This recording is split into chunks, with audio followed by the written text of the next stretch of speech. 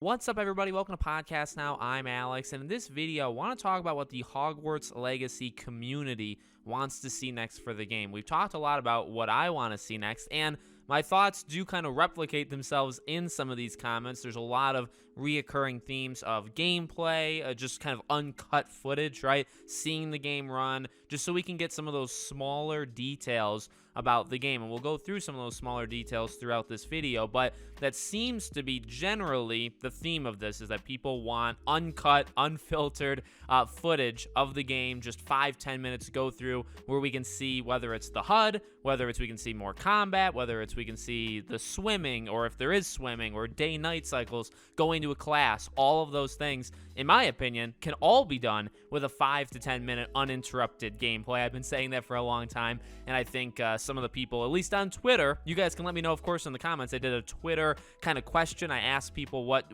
would you want to see from this game next, and people gave me their answers. So you can let me know in the comments. And this basically, by the way, was just kind of brought up from the whole TGS thing, right? We knew it was going to be a TGS. We kind of assumed it would be nothing. It turns out it absolutely was nothing. But then our focus, of course, shifts to, number one, when will we see something next? And then what is the level, right? Are we going to keep getting these Thursday small posts on Twitter? When's the next time we see something gigantic? I think we're going to have to wait a little bit, probably till like November, December. Maybe it's earlier, but I'm going to think it's around that time, about 2 months before the game comes out. So let's go through your guys' tweets and just kind of read them out and talk about what I think. So we have a thank you message from the team to the player for supporting them throughout all the attempts to have the game fail. That's insanely true. These people have been through more than most gaming developers out there, so I think they do deserve a lot of respect for just handling the canceling campaign of this game.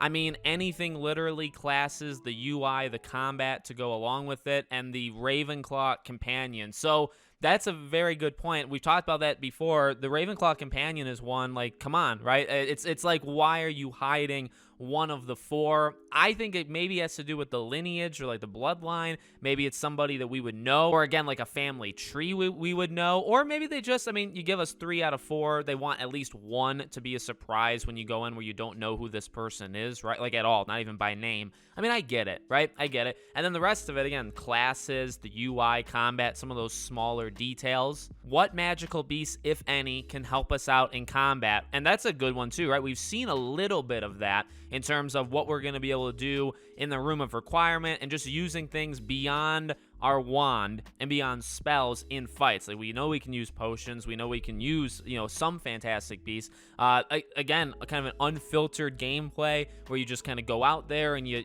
just battle, and it's just like kind of off the cuff. I mean, I think you could get something like that. Magical beasts, we'll have to see, because it seems like more of the focus of this game on magical beasts is that they're being hunted and that they're being, taken away. And then, some of them obviously are going to be used for more like mounts for exploration and stuff. But it seems like that's the overall bigger story. I wonder, like, the smaller ones, the ones that you're going to be able to take with you basically into battle, I wonder how many of those there's actually going to be and what limitations there are. We have how house points will work. Are they going to give you detention, or will you be sent to the Forbidden Forest? Is it easy to gain or lose points? I've been talking about house points for a while. I feel like I'm one of the only ones. I really would like to know what they do with that. Obviously, keeping with the lore and stuff, you got to imagine there are house points, but then it's like, well, how do you gain and lose them? Is there almost like a leaderboard? Like when you go in, you're eating your breakfast right in the Great Hall. Like, is there a leaderboard you can track which house has more points? I would honestly say that it could get ridiculous at a certain point. So I've always been kind of light on house points, because I don't expect it to be massive in this game, but I don't expect it to not be there.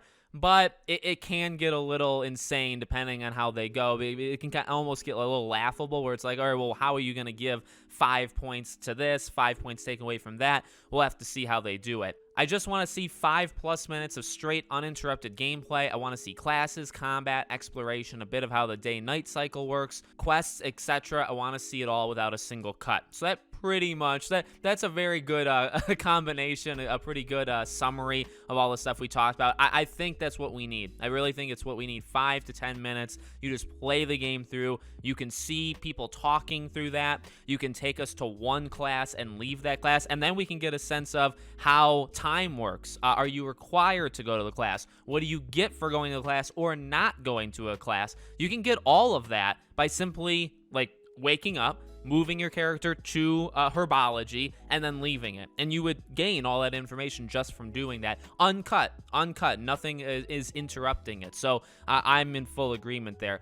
15 minutes of gameplay, similar to the IGN Gotham Knights video that shows us how the game plays without giving away too many spoilers. That's a really, really good one as well, right? Again, that kind of uninterrupted thing. I mean, in order to get that, I'd honestly argue we need an IGN first, on Hogwarts Legacy. And I don't think they would do it because of the J.K. Rowling stuff and because of that cancellation thing. I really would wonder if IGN would go for it and do something like that, because we know some of their readers, I think, would probably not appreciate it, which, that's them. But yeah, I mean, something like that. Now, the thing with Gotham Knights is it was 16 minutes, and it was the beginning of the game. And they skipped purposely the prologue. So there's a prologue, like a cutscene thing, and then they open the game up. You choose which of the 4 nights you want to do for that first mission, and then you just go. And that's how they did it. That's how they started the game. I don't think you could do that for Hogwarts Legacy, because I do think the beginning, I mean, yes, in Gotham Knights, Batman literally dies in the beginning, and then you're kind of like piecing together everything. That is gigantic. I'm not going to argue against it. I just feel like the mystery that they have in this game with, like, what is your power? How does it start? Why are you a 5th year? Why is it so late? How do you get to Hogwarts? What do you do in those first couple hours? That's so spoiler-filled. I can't imagine they ever let anyone see those first couple. They have to put us into the game kind of like midway through. Otherwise, I think they're just going to give too many spoilers. I really want to see more shots of the Hogwarts exteriors. As a Hogwarts architect addict, I need to know what they changed, what they added, and how big the castle really is. That's a good one. That's a really good one. Troy would appreciate that one quite a bit. But yeah, I mean, Hogwarts is, and everything they've shown, even like the small clippets they've shown on Twitter, has always looked incredibly, incredibly good. I'm not much of a, I mean, this is probably not surprising to you. I'm not that much of a stickler to, what Hogwarts looks like here compared to lore. I mean, yes, I want it to follow lore, but I don't know the intricacy, the in and outs of every single crevice of Hogwarts like maybe some of you guys do. So everything we've seen so far has looked awesome, and I have a lot of faith that, considering this is the bulk of the game, like, yes, there is a lot of places outside of Hogwarts we'll get to go, but most of the time, like dozens of hours, multiple dozens of hours, we're going to be in this castle. So it's going to be detailed. It's going to be big. There's going to be a lot to explore. I'm sure there's going to be things that people don't find in the first playthrough. Takes people 60, 70 hours to find this Easter egg or that thing. Like, it's going to take a while. And I think that's really going to be cool. And that shows how much detail they've put into it. Absolutely gameplay with a HUD of a secondary mission or a lesson of at least 5 minutes. That's another one that kind of goes into the smaller details. I just want mechanics updates. Can we swim or not?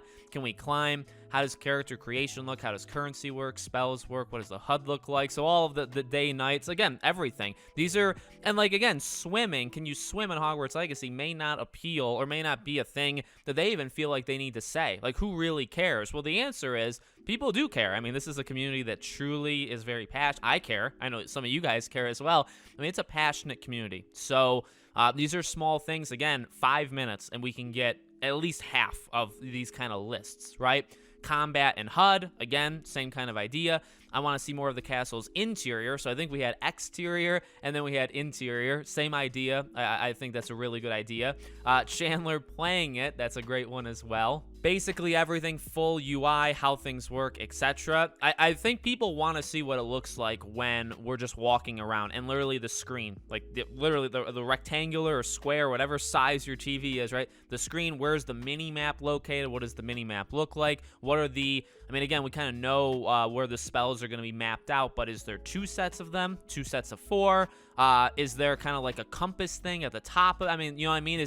Where do they put the quest when a quest is active? Is it in the top left? where it's like a check mark kind of thing. Like, what does this game look like when it's just going? The good news is we knew this stuff for Gotham Knights a couple months ago. I'd say about 2-3 months ago, we started to learn what just raw when you're in the game, what does it look like when you're walking around or flying or battling or whatever. We saw that relatively like far enough away from when the game comes out. So like for Hogwarts, I'd imagine over the next 2-3 months, like we should not a month before the game comes out not know what it looks like when you're just walking around. It shouldn't, because that would not signal to me much confidence in it. I know that you could just maybe argue they're being secretive, but games just don't do that. We should know. We should know what it looks like. And so hopefully that's going to happen over the next couple weeks. And then the last one is I want to see if we can enter into the castle without any loading screens. Seamlessness is going to be an interesting thing for this game. I worry because of the PS4, Xbox One limitations of how much would that hold it back, if any, if it even does hold it back. But I wonder, like, what would that do? So we'll see. With the flu network and stuff, right? That's going to be interesting because there, I do think, is going to be a lot of very quick travel in this game. There's going to be a lot of doors that get open and you go into a brand new spot. I think the common room tour probably is a good sign of like it's going to be okay in terms of like fluidness, right? And not breaking it up with loading screens. But with like the flu network, there's going to be a lot of opportunities to jump around, entering new buildings, chances to jump around. And then you also have like fast travel, but I mean like literally traveling quickly on a mount, right? So things like pop-ins and how much can you see in the distance and draw distance. So that's going to be very important. Saints Row should teach you something about that. If a thing loads in 10 feet away in front of you, that's not the signal that the game is a good game. So this was a lot of fun. I mean, I'd love to do this again. I didn't get everybody's comments, and I'm sure my tweet's going to continue to grow as the hours go on. So leave your comments here, and maybe we'll do a part 2, and I'll just kind of read them out and talk about them if you guys liked it. If you didn't like it, well, you let me know, okay? Thank you for watching, and I'll see you all on the next one.